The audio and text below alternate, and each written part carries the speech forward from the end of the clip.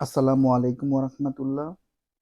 পবিত্র ঈদুল আজহাকে সামনে রেখে ঐতিহ্যবাহী চিওড়া কাজীর বাজারে গরু ছাগলের বিশাল হাট বসেছে আজকে। দূর দূরান্ত থেকে মানুষ তাদের পালনকৃত গরু ছাগল নিয়ে এসেছেন এই হাটে।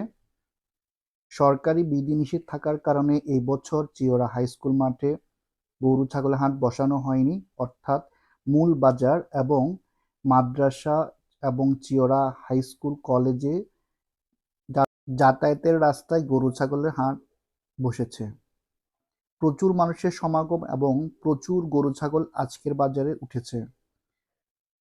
হযরত ইব্রাহিম আলাইহিসসালামের মহান কোরবানি শিক্ষা নিয়ে উপস্থিত হয় পবিত্র ঈদুল আজহা। ঈদুল আজহা হলো বড় ঈদ। ঈদুল আজহার নাম রাখার কারণ হলো এটি কোরবানির ঈদ। এই ঈদ জিলহজ মাসের ৯ তারিখ হজের ইবাদতের শেষে ১০ তারিখ উপস্থিত হয়। রাসূল সাল্লাল্লাহু আলাইহি ওয়াসাল্লাম এই ঈদকে ঈদুল আজহা বলে উল্লেখ করেছেন। ত্যাগের মাধ্যমে মহান আল্লাহ তাআলার নৈকট্য লাভের উদ্দেশ্যে মুসলমান জাতি যে উৎসবে মিলিত হয় তাই ঈদুল আজহা বা কোরবানির ঈদ।